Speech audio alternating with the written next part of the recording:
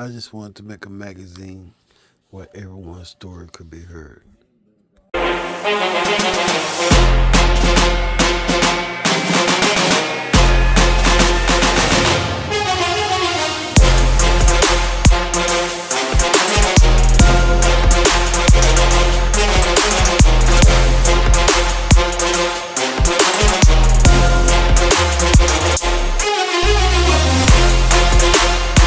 It changed my life.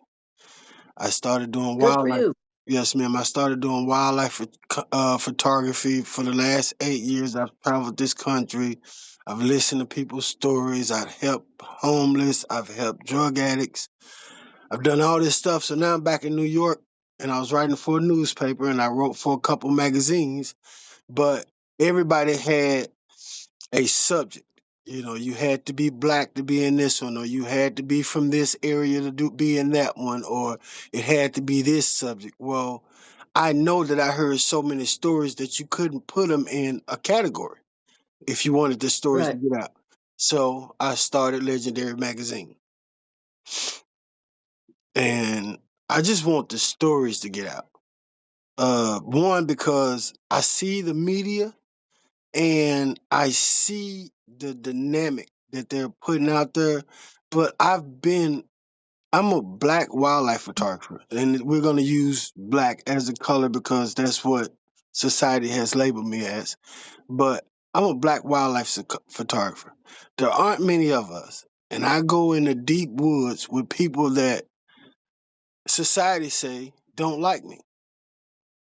And Mm-hmm. I found out if I keep two things out of conversations, me and people have no problem. That's religion and politics. Mm-hmm. If I leave those two out, we have the best times ever. Right. So, I put the magazine out there, then someone reached out to me and she contacted me with you. Now, I knew a little bit about you. I'm actually watching your thing on YouTube now, Blue Eyes, Brown Eyes Experiment. Exercise. Exercise. Is that yes, exercise. Yes. Blue eyes, brown eyes, exercise. And it's shocking to say the least. My journey started as a Southern Baptist. I started Uh-uh. yes. Yes, ma'am. But I started to question everything. Mm-hmm. So, I just went on a journey. I've been an NAAA counselor at a Pentecostal church in an all white town. I've sat with Muslims. I've sit for 2 hours and talked to the Mormons, the elders. I've talked to a lot of people. And there's only one thing that I found really separates them is what they want to call God. They all stand for the same thing. Yeah. Right. Yeah. But it's only thing that's separated is what they want to call it. Mm-hmm. So now talking to someone like you, like yesterday when I mentioned, it was about the black community, you let me know that there's no difference.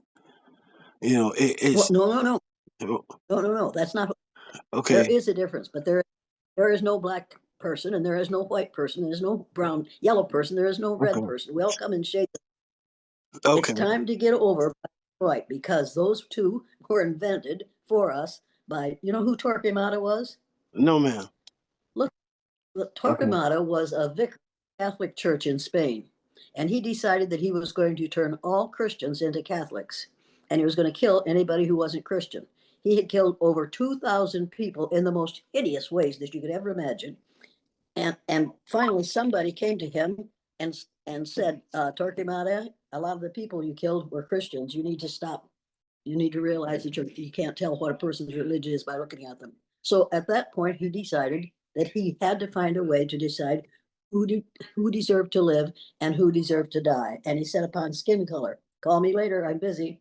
And he set upon skin color. Now, at that time, all the people in Spain were shades of brown, just as all the people all over the earth are shades of brown. But he decided to call the lighter brown skinned people white because white is the color of purity and goodness. He decided to call the darker skinned people black because black is the color of savagery and evil. Wow. And he set us at polar opposites at that time. He invented white and black, and if you're white and good and pure, it's perfectly logical for you to kill those who are savage and evil. And that was in the late 1400s, early 1500s. The word race, to mean a separate group of people, came out of France in 1580. Now, think of what we have been doing for these about less than 400 years because of a fool who was a vicar in the Catholic Church and absolutely believed in Catholicism, and what we're doing today as a result of that. It's time to get over it. I am not white. I'm not the color of my shirt. Right. And you're not the color of your shirt. No, I ma'am. am not white. I am a shade of brown, and so are you. And I want everybody on the face of the earth to realize that we're shades of brown. And a couple of young women called me several years ago and said, Mrs. Elliott, from now on, when I have to fill in a form that's for my race, I'm going to put human. I said, good for you. Human is right. What are you going to put? Ask for skin color. One of them said, I'm going to put mocha. The other one said, I'm going to put chocolate. I said, good for you. Those are skin colors. Those are shades of brown. Now, for people who can't figure out what their skin color is, you get the Pantone skin color scale and lay it out in front of you and have your kids or yourself or whoever put your palm on it and run it around until you find a color that matches the skin on the back of your hand. Oh, Because wow. our palms are all pretty much the same color, but Yes. find the color that's on the Pantone skin scale, then look up all the synonyms for brown. And this will be fun because I looked up all the synonyms for white in the thesaurus, and they're about 28. I looked up those for brown, they're about 35. I looked up synonyms for brown in Roget's thesaurus, and there are 180 synonyms for brown in the thesaurus. Wow. Every person on the face of the earth can find a color that matches his or her skin color by going to that thesaurus. To me, this makes sense. I'm not white and you're not black. We are both shades of brown. Okay, so my question now is, where do we begin? I mean, like we're being torn apart so bad right now. What But do we? but we're being torn apart because we were put at polar opposites. Yes. As long as you are willing to accept that we can never be the same because we're two different races, we are not two different races. We Right. both originate. Our genes originated in sub-Saharan Africa over 300,000 years ago. And 15,000 years ago, those brilliant people, those dark-skinned people from Africa, hit what we call the United States. Not the United States, they came into Alaska. But anyway, that was before Christopher Columbus was a gleam in his father's eye. You have to realize that we don't have to be separated because of the color of our skin, because we got the same color skin.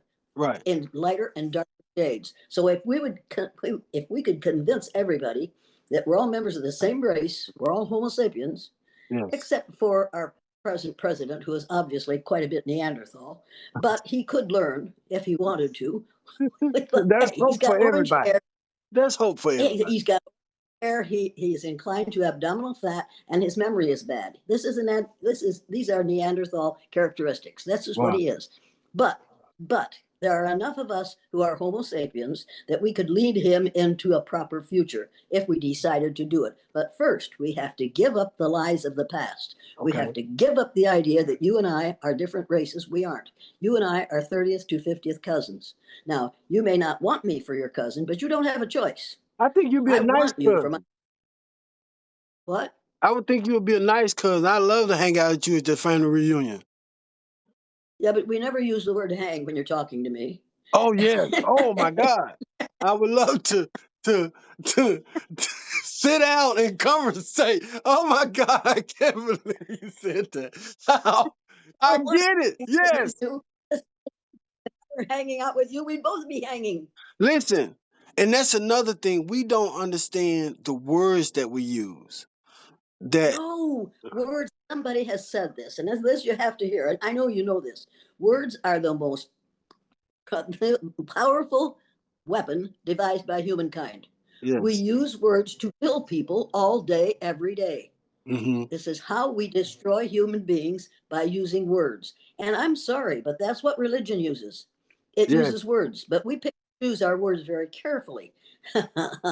The main fear of pale, stale males in this country right now is that people who are other than white, what we call people who are melanaceous or melanotic, which means they have more melanin in their skin. Mhm.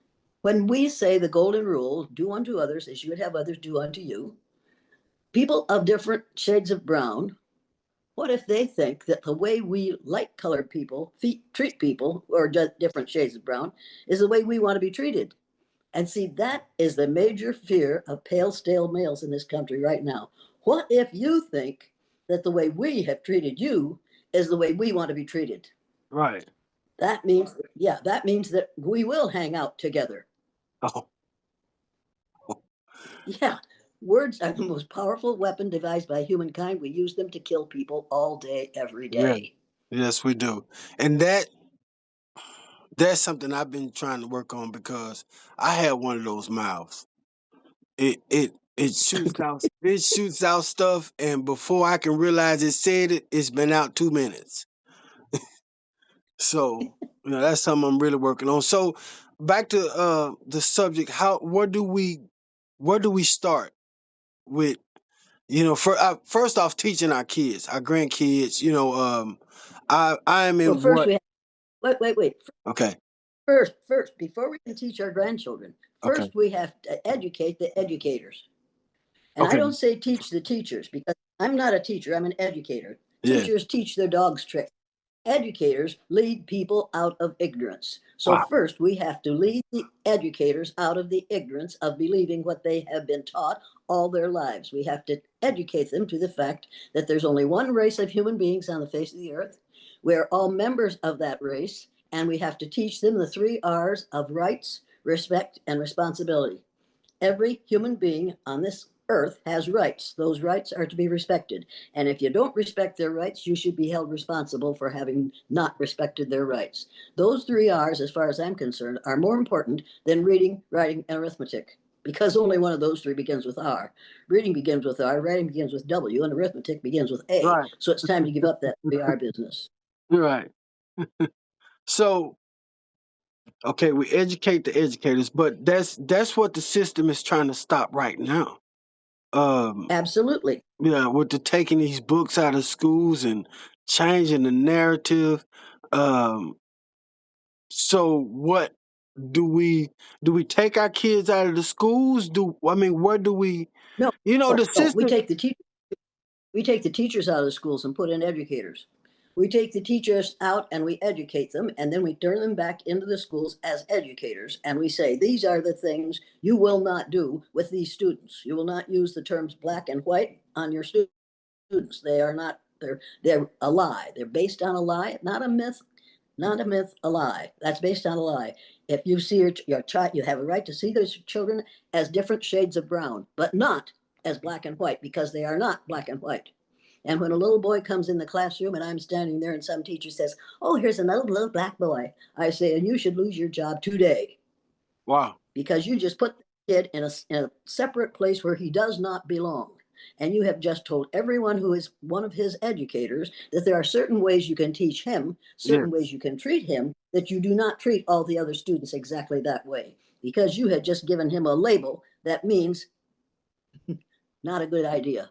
Right. Right. So and you say that. So even since I was a kid, um, people have been looking at applications and say, well, if my race doesn't matter, why is it still on there? I'm 50. That still hadn't changed. The system works exactly the way they Because race want to.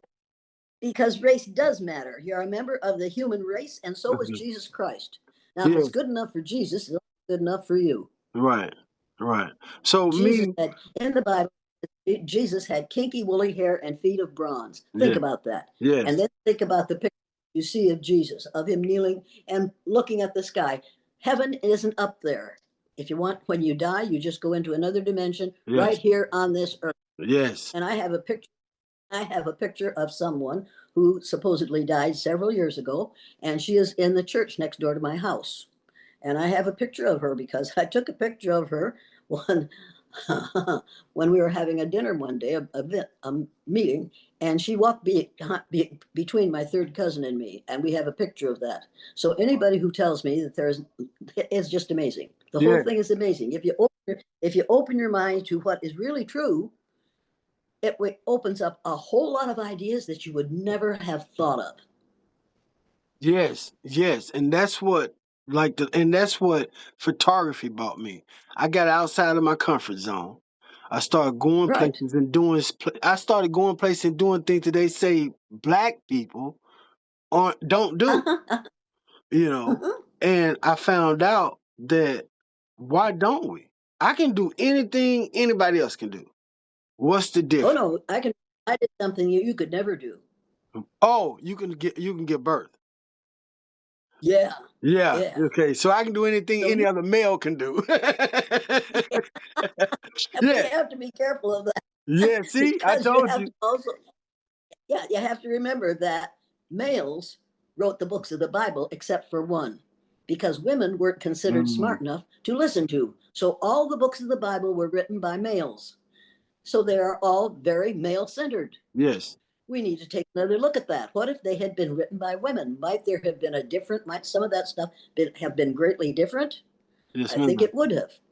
And I also think biology and the biology texts and all these things are written by males. Well, let me ask you if you know of any male who has ever given birth.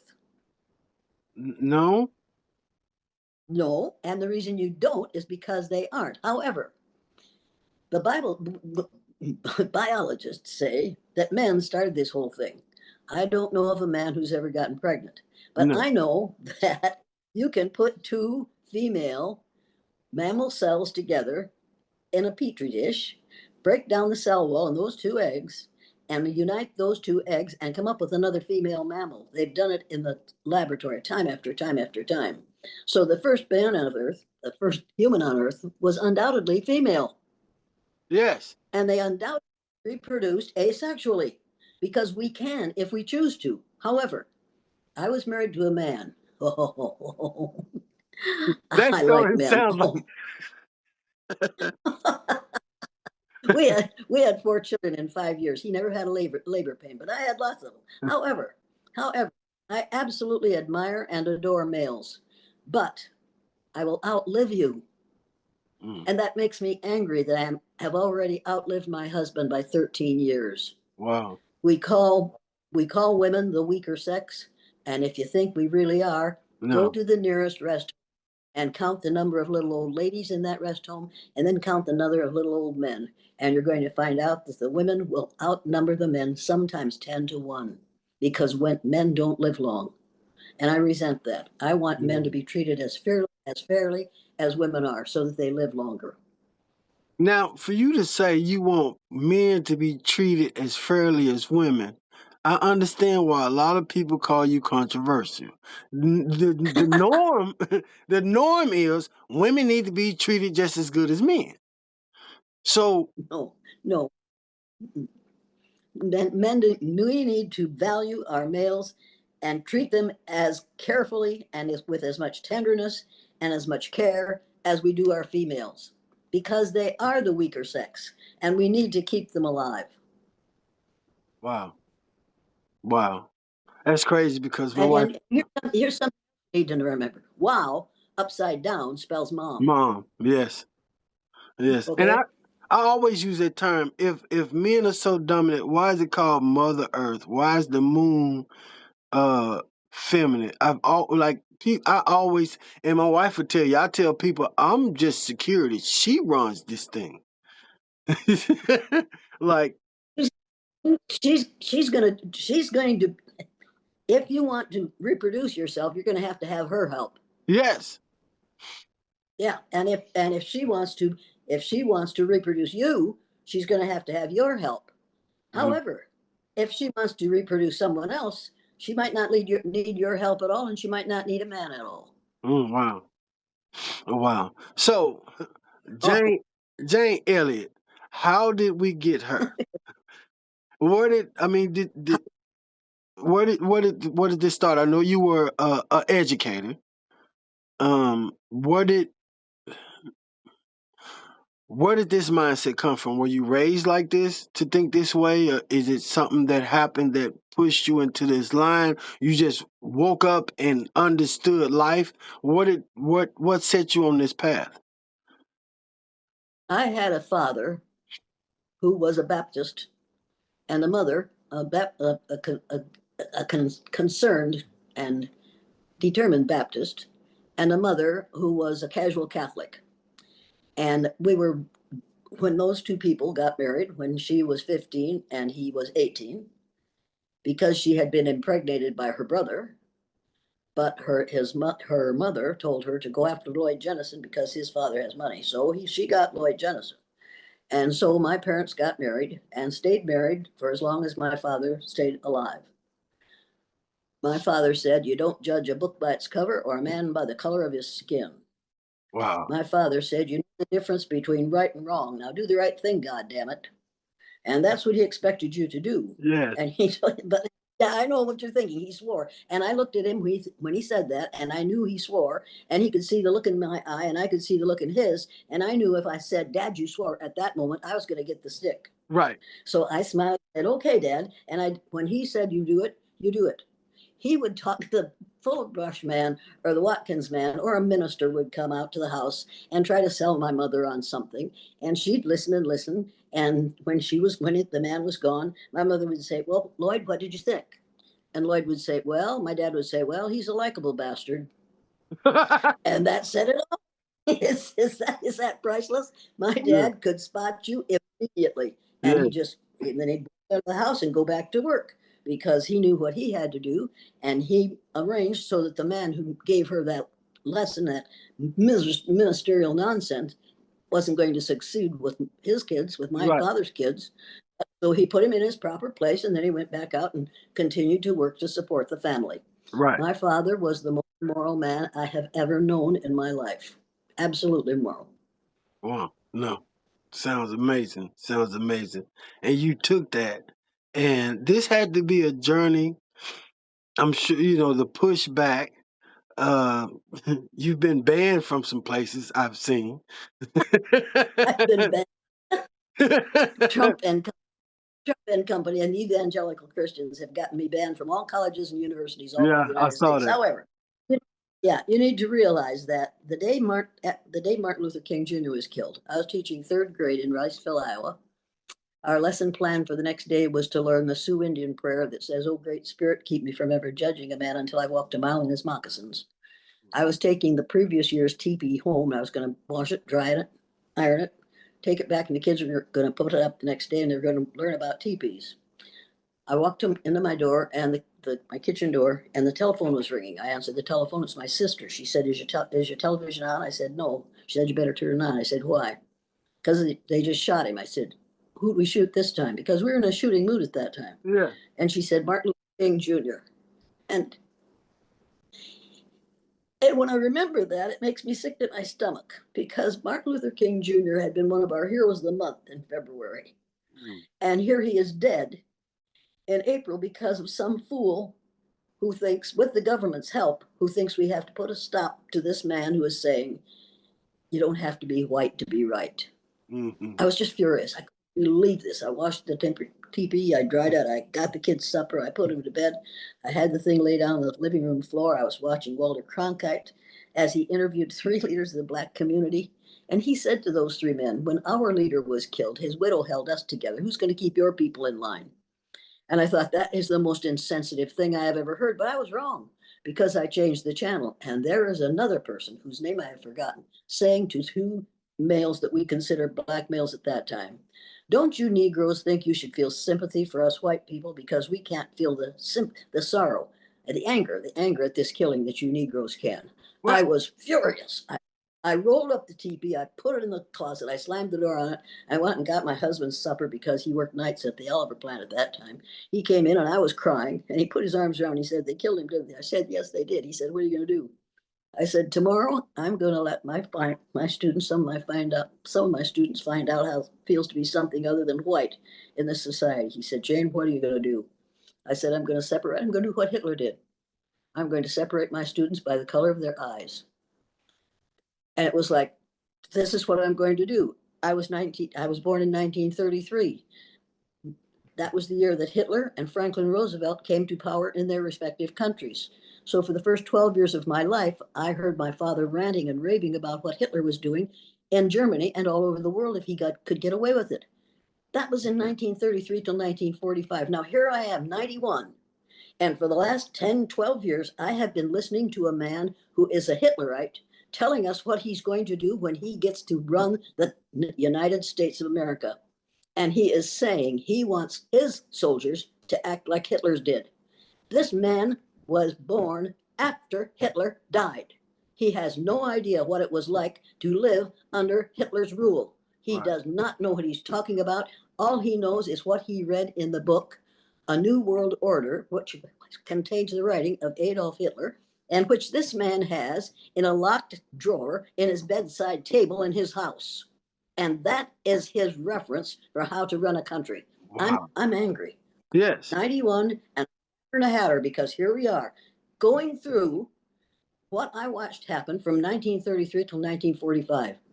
We need to stop it. We need to stop it now. But most people, you don't remember. You're 50 No. years old. Yes. I'm almost twice your age. Right. I remember, and I know what can happen if people don't stand up, get on your feet, and get in the street and put a stop to this nonsense. Right. But Anyway, so go ahead. So those kids came in that day. The first one came in and said, they shot that king last night. Miss Sally, why'd they shoot that king? I said, we're going to talk about that. So we did. And after we talked for 15 minutes, I could see they weren't learning anything. And I finally said, do you kids have any idea how it would feel to be something other than white in this country? No. Would you like? No. Yeah. They thought, this sounds like fun. Everything in my classroom was fun. I said, okay, today we're going to judge people by the color of their eyes. And since I'm blue-eyed, and most kids in this room are blue-eyed, brown-eyed people are going to be on top the first day. And I immediately created a microcosm of society in my third grade classroom. Immediately, those brown-eyed kids began to find fault with the blues. And immediately, the blues began to live down to my expectations of them. I watched brilliant children who could read at the fourth grade level the day before, unable to read at the third grade level the day they were on the bottom of that exercise. I watched kids who hadn't been able to read the day before, the brown-eyed kids who were on top, read words they had never been able to read and had never been able to spell, simply because I changed my expectations of them and their expectations of themselves. I couldn't believe it. I made them wear armbands so I could tell what color their eyes were without getting too close to them. And the most horrible things were happening, so I went down to the teacher's lounge at noon to share with the other two third grade teachers what was happening in my classroom. I walked into the teacher's lounge. I tried to tell them what was happening. This was the day after Martin Luther King Jr. was killed. The younger of the other two third grade teachers said, I don't know how you have time for all that extra stuff. It's all I can do to teach reading, writing, and arithmetic. Well, she hadn't taught reading, writing, and arithmetic as far as I was concerned. But the other one said, which is terrifying, she's over 60 years old. And she looked up at me and she said, I don't know why you're doing that. I thought it was about time somebody shot that son of a bitch. And no teacher frowned, and no teacher gasped, and no teacher said, Helen, what have you done? And no teacher said, do unto others as you would. No teacher attacked her. They all either smiled or laughed and nodded. And I went back to my classroom absolutely determined that no student of any age will ever leave my presence with those attitudes unchallenged.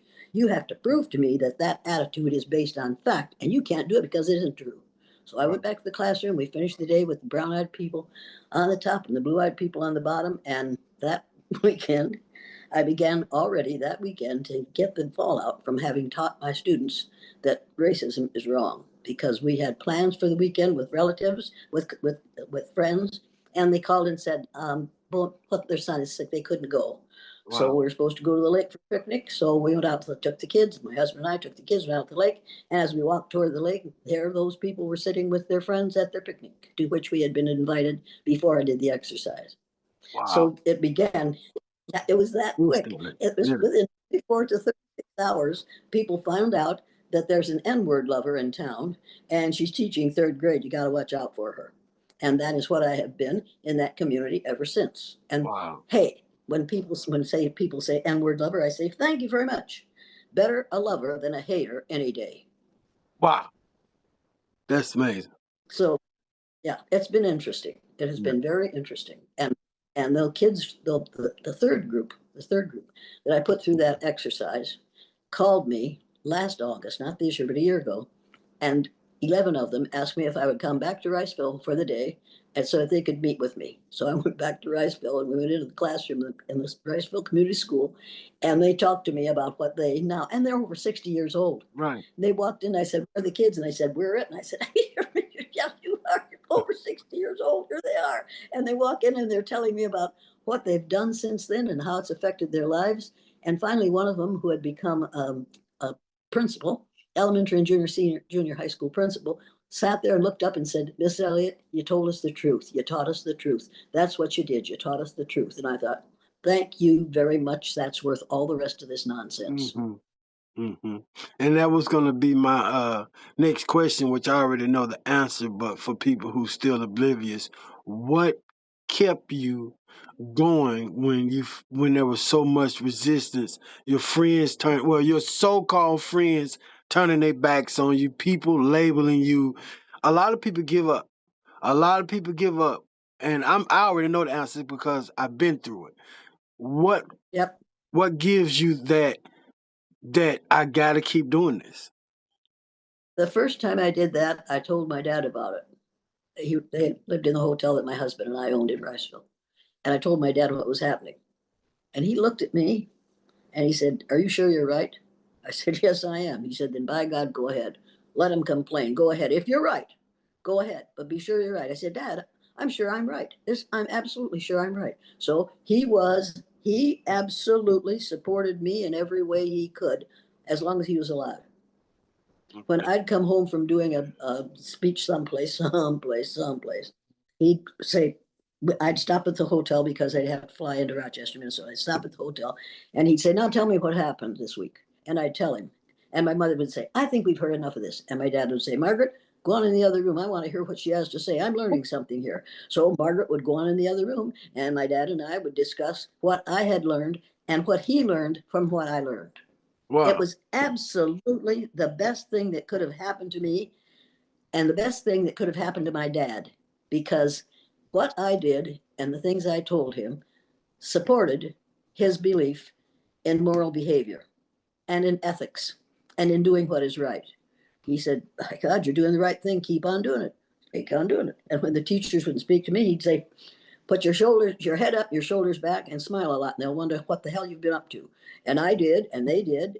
I kept on keeping on Right. because I, while I was working with people who are considered less than, while I was working with people who are melanaceous and melanotic in corporations all over the United States and several other countries, I learned more from those melanaceous and melanotic people that I could ever have learned from melanemic people because we don't know it. We Right. don't have to know it. Right. All we have to know is what we were taught in school, which is Columbus discovered America, Jesus was white, and that's all you have to know. Right. Well, I'm sorry, but those two are the first lies we learned, and we're still working on getting rid of those two. Right. But the idea that there's more than one race is so totally ridiculous, and we have proof that it's ridiculous. It's Yeah. time to get over it. Yeah, I mean that's a known fact now. And one of the things that I would say is we look like we're going back to one race because I'm 50. I remember when you didn't see mixed children. I remember when you saw one, it was amazing. Now it's like everybody's going back to the same color. So if we don't, like you said, if somebody says that we all didn't come from the same color, then they're just being ignorant to Yeah, yes, the yes, fact. and they are. And look at Dinosaurus T. Rump. He is obviously being rewarded on a daily basis for being ignorant where skin color is concerned Yes. and where race is concerned. And he is going to destroy some of the most wonderful museums in the United States, which are examples for people in other countries to follow. And he's going to destroy them because they tell the truth. He doesn't want the truth to be told. He wants people to think that all the nonsense that we have taught about 5 or 6 different races and white people and black people, he wants those things to be reinforced instead of destroyed. We've got to destroy those two lies. Well, it doesn't look too good. So okay, you've obviously seen the incoming because I saw it, the incoming of the internet. and how messages are sent out so much. I mean, the only way I know about you is because of a reel that I've seen for years, and then I've seen that you've been on Oprah and stuff. So, how do we change the narrative? We have to change it by number one, starting to read to our children. Turn off television. Hmm. Read to your children, or if you have grandchildren, read to your grandchildren, read to your great grandchildren, at least an hour a day, or at least a half an hour a day to start, and then 45 minutes, then an hour a day.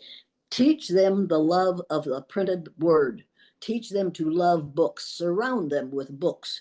And insist that if they have spare time in the evening, we're going to turn off that boob tube and we're all going to read a good book.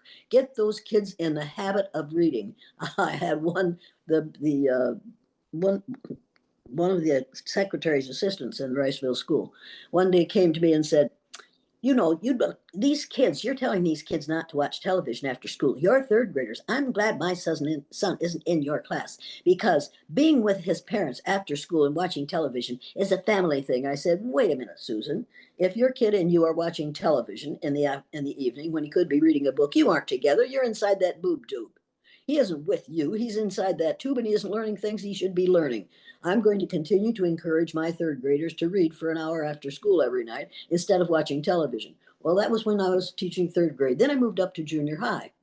And one day, after about 6 weeks of school, she came to me and said, Jane, I am so glad that Neil has you for a teacher. I said, why? She said, because I never see him without a book in his hand. He is reading constantly. I am just so pleased with what he's doing. And I bit my tongue. I didn't say, Susan, he could have been doing that ever since he was in third grade, but you Right. didn't want children to learn to read when you were in third grade. You wanted them watching television. Now you're happy because your child is reading instead of watching television.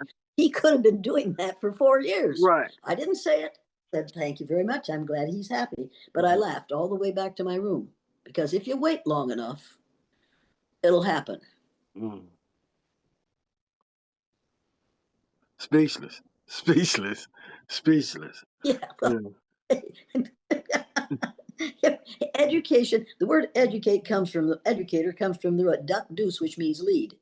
The Okay. prefix e, which means out, suffix ate, which means the act of, and the suffix or, which means one who does. An educator is one who leads people out of ignorance, and you can't do that by sending them to watch television after school every night, unless the television that they're watching is something like PBS, which now is out of they can't get it because Mr. Trump has decided that television station should go off the air. Wow. Yeah, yeah. So we have to realize that having somebody at the helm can change the direction of the whole ship Right. and turn everybody on and do something that they wouldn't have been had that person not taken over. We need PBS. We need Yeah. those stations that have something on them that is educational instead of entertaining. Yes. Yes. Yes. I feel like this whole thing is still a reality show. Like I. But it's not real. Right. See, it's a reality show built on his idea of reality. Right. But a person who is worth over $3 billion has no idea of what my reality is. Yes. He has no idea of what your reality is, because you're a person who is melanaceous in a country that says, I don't see color. What the hell? Every time somebody says to me, I don't see color, I say, wait a minute. Are you willing to strip off the largest organ on a person's body, which is their skin, in order for you to be comfortable with them? Well, that's not what I'm doing. That is what you're doing. That's exactly what you're doing. When you say I don't see color, you're saying I want you not to be the color you are. And somebody will say to me every time, I don't see color. And I say, what do you do when you come to a traffic light? What do you mean? Well, if it's yellow, what do you do? I wait. Well, if it's red, what do you do? I stop. Then I guess you see color, don't you? Oh, Mrs. Elliott, you're just always saying these things. And I say, hey, I wouldn't have to say them if you didn't say something so ignorant. I wouldn't have to try to teach you not to Wow. say that.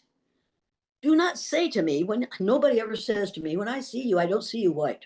Nobody has ever said that to me. Right. Now, think about that. I'll bet people have said to you, when I see you, I don't see you black. No, no. I had a woman in Walmart walk up to me one day out of the blue. Never talked to me before. Never seen this lady. She walked up to me and looked me in my face and said, "You know, I like black people. If you had to walk up to And me, you said, huh?" and you said, Well, I told her I and you don't. said, I told her I don't, and I walked away. But because it was so I ignorant. would have said, well, I don't know any black people. Have you ever seen one? Let's go See, see if we can find a black person. I was young. I was so I didn't have the knowledge. Now I would have had something way better now, but at the moment it was shut up, lady. Let me move before I get in trouble. So I said something And real smart and walked up. you were thinking, shut up, lady. And I've been Yeah. thinking, shut up, bitch. But bitch for me is an acronym for being in total control, honey. Being in total control, honey. I love it. That's I had to come up with it because so many people call me bitch, and I say Yeah. thank you very much. What do you mean? You've just told me that I'm in total control. What? BITCH stands for being in total Total control, control. honey. How do you like me now? Well, I'll never use that word again. Thank you very much. That's Yeah, learning. that's I'm an learning. educator. Did you? That's learning. That's learning. Yeah. So Yep. first off, again, I want to say thank you. Thank you, thank you, thank you for this interview. I couldn't even begin to tell you how much it means to me. I've been watching your clips and reels and interviews and stuff for years. This means a lot to me. But wait a minute. Before you finish that, there's three things you have to remember Okay. as a result of this, or you probably already know them. Number one, without what we call blacks, there would be no what we call whites. Yes. Period. Every single one of us is a descendant of a person from Africa. That's the way it is. So without what we call blacks, there would be no what we call whites. Number two, without Jews, there would be no Christians. Jesus was an Ethiopian Jew. He had kinky woolly hair and feet of bronze. Without Jews, there would be no Christians. Number three, without women, there would be no men. Mm-hmm. If we could remember those things, we could get rid of racism, anti-Semitism, and sexism, and then we could push all these other isms that make no damn sense at all. Right. Wow. It's that simple. It's that simple. That and the acronym that, for bitch Yes. and the three R's: rights, respect, and responsibility. If we could remember those things, and if you could repeat those things, and they could be coming out of a brown mouth for a change, because Yes. this is where I learned these things. I didn't learn these things from people who look like me. I couldn't have. They didn't know them, and they still don't know them. But you know them, and Yes. I learned them from people who look like you. Thank them. And I'm So, definitely so I'm, So you don't have to thank me for anything. I have to thank you not only for the fact people like you, for the fact that I'm alive, for the fact that I'm being allowed to say what I'm saying, and for the fact that I know what I know because I've heard it from people like you. Period. wow. You got me speechless, and people tell you that's saying a lot for me because I never shut up, never. But Because you talk to somebody who never shuts up, and that's me. okay, I love it. So I'm not going to keep you any longer. Is there anything for people who see this, for the millions of people who's going to see this, where Go they can go to learn my more? web. Listen, Okay. listen to me. Go to my website, janeelliott.com. Download the printed learning materials. The first is a set of typical statements that white folks make that think I aren't racist. Go through those and then get out the next ones, the clarifications, what people who hear these things hear them when you say them. The next one is a set of commitments to combat racism. 18 things that you can do in your own environment to deal with your own racism. Get these. I got them from a book called White Awareness by Judith Katz. She told me I could use them and I could sell them or send them or whatever. Get those printed learning materials off my website and then get the bibliography and read every book listed under racism on that Okay. bibliography. And I don't mean read the titles, I mean read the Read the books. book. Okay. Read Anthea Butler's book, White Evangelical Racism. Everybody, Get Anthea Butler's book, White Evangelical Racism, and realize what's going on here and what we have to do to put a stop to it. Okay. Okay, now I'm gonna do the article for the magazine. Is it okay if I use this video on the YouTube so we can get the message out there? Because I don't think the article is gonna give them everything they need. You do what you have to do with this, but I wish I'd got my hair cut before you did it. But You that's all look right. You can't beautiful. cut my hair. Okay, well, the eyes are the first to go. Thank you so much for your time. Well, send me a copy of this if you would, please. Yes, I 100% will. I 100% will. And the magazine comes out September 8th, and I will make sure you get your copy. Absolutely, you better send me 4 copies of that so that I can give them to my still living children. Thank you so much. I definitely will. Once again, thank All you. right. You have a good evening. Thank you. Mhm. And I will. Bye-bye. It's just the Perry Images vibe.